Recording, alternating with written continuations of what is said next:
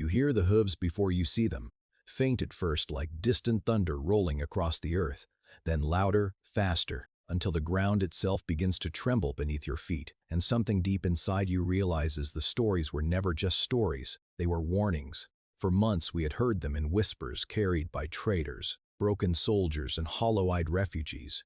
Entire cities gone, no survivors, not even the children. Some said the enemy rode like the wind itself, appearing without warning and vanishing just as quickly. Others swore they were not men at all, but something worse, something sent to punish the world.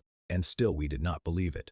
Not truly, not until the first survivors arrived, dragging themselves to the gates at night, collapsing in the mud, too weak to stand, their clothes burned, their faces gray with ash and terror. And when they finally spoke, their voices trembled with something far deeper than fear.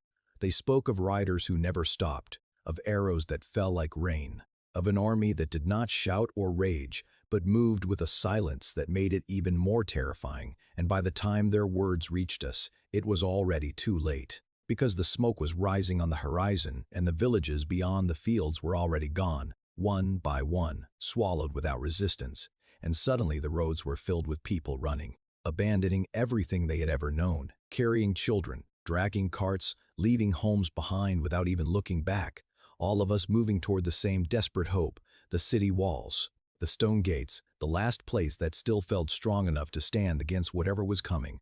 And as the gates closed behind us and the guards barred them shut, we told ourselves we were safe, that the walls would hold, that whatever had destroyed the world outside could be stopped here. But even then, as the distant thunder grew louder and closer, there was a part of us that already knew the truth, that whatever was coming had never been stopped before and was not about to stop now.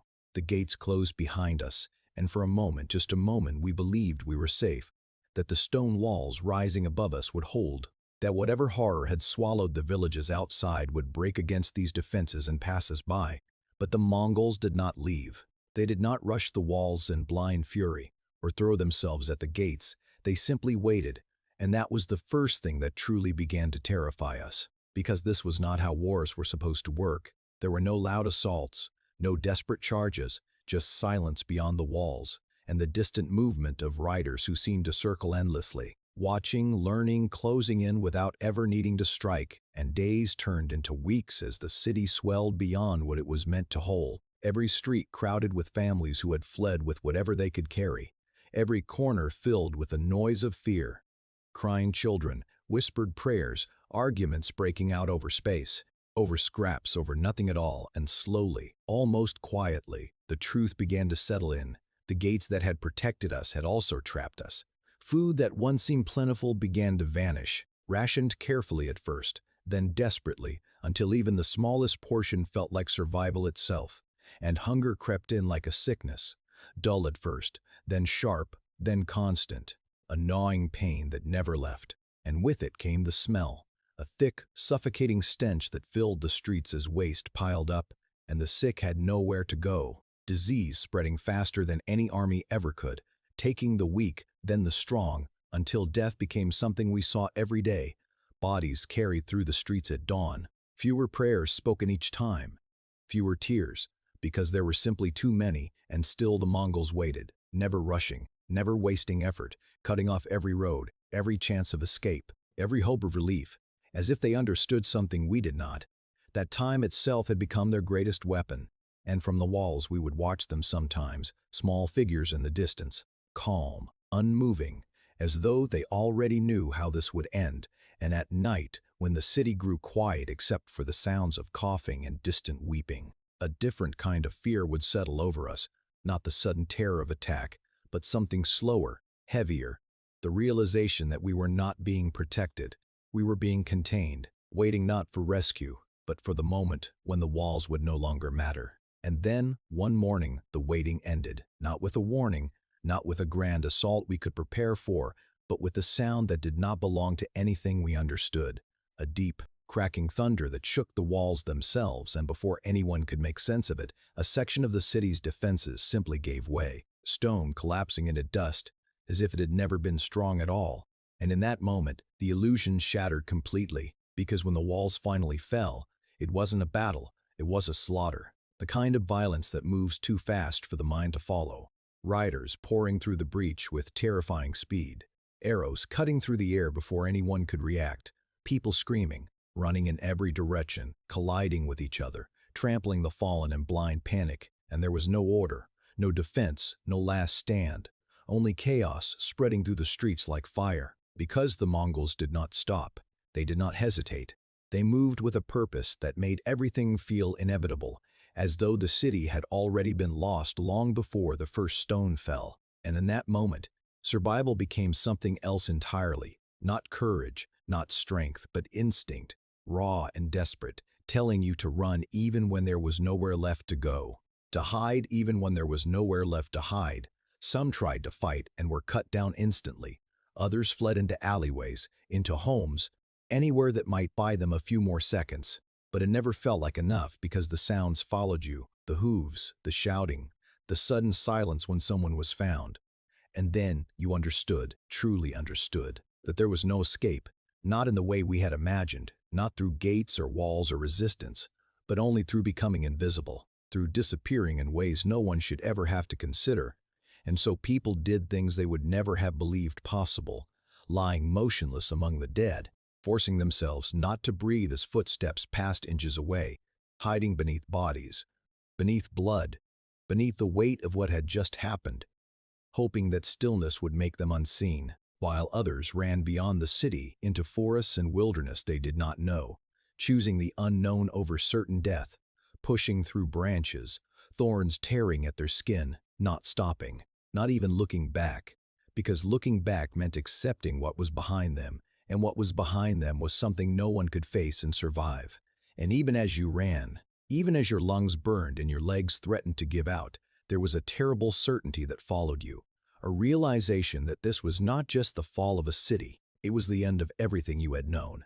And the only question left was not whether you would survive, but how long you could keep running before the world closed in around you once again. And yet, for all their power, for all the cities that fell and the lives that vanished beneath their advance, there were whispers rare, almost unbelievable of a place where they did not win, a place where the ending was not written in fire and silence, but in something far stranger, far greater than any army, and far from the lands we knew. Beyond the endless stretch of sea, the Mongols gathered once more, not for a siege, not for a slow starvation, but for an invasion carried across the water itself, their fleets stretching across the horizon, countless ships filled with soldiers who had never known defeat, moving toward islands that stood in their path like the last fragile line between conquest and resistance. And at first, it seemed no different from everything that had come before, the same certainty, the same unstoppable force pressing forward. But then the sky began to change, the winds rising in ways no one could control, the sea shifting beneath the ships as if it had a will of its own, and what came next was not battle, not strategy, not something that could be fought or escaped. It was something else entirely, a storm that tore through the fleets with a violence no army could match, waves crashing against ships, splintering wood, dragging men into the depths without mercy, the wind howling so fiercely it drowned out every command, every cry, until the great force that had crushed cities and erased nations was scattered and broken by something it could not conquer, and for once, they didn't win. The sea rose against them, and in its fury, it did what no walls, no armies, no desperate resistance ever could. It stopped them, and those who survived would speak of it in ways that blurred the line between history and belief, calling it something divine, something sent to protect, because how else could such a force be explained? How else could an army that had seemed unstoppable be turned back so completely? And for those of us who had seen what the Mongols could do, who had lived through the terror they brought with them, the thought of anything stopping them felt almost unreal, like a story we wanted to believe more than one we could understand. Because if something like that could happen, if even they could be brought down, then maybe, somewhere in all of this, survival was not entirely impossible after all. Even after the storm had passed, after the sea had claimed the invaders and the smoke had cleared from the cities they had destroyed, the question remained, how did anyone survive at all? The answer was never simple, never heroic in the way stories like to tell, but it was there, in the fractured lives and haunted faces of those who remained. Some survived behind walls, stone fortifications that delayed death but could never stop it entirely, providing only a temporary refuge where families huddled together, rationing scraps of food, listening to the distant thunder of hooves beyond the gates, knowing that the protection they offered was fragile, a fleeting barrier against something unstoppable. Others survived through sheer luck, the rare and unpredictable moments when a gust of wind, a wrong turn by the enemy, or a sudden storm created a chance to escape, a reprieve that no training or courage could guarantee, reminding everyone that survival was as much about circumstance as it was about action. And yet the true key lay deeper, in the psychological survival that ordinary people had to summon in impossible conditions, the ability to lie motionless among the dead, to hide under bodies, to run into forests without knowing if safety awaited, to force the mind to obey when the body wanted to surrender, to cling to life when hope seemed meaningless. It was a survival born not of strength or weapons, but of instinct, cunning, and an unwillingness to give up even when everything familiar was gone. A lesson in resilience that burned into the memory of anyone who lived through it. Watching the sun rise over the ruins, listening to the wind whisper through empty streets, one understood that the Mongols didn't just conquer lands, they changed what survival meant, turning it from a simple fight for existence into a test of endurance, luck, and the quiet, stubborn courage that could carry someone through a nightmare no one imagined possible. And in that understanding, among the few who remained, there was something that outlasted the terror. A fragile, unshakable knowledge that life, no matter how battered, could still persist.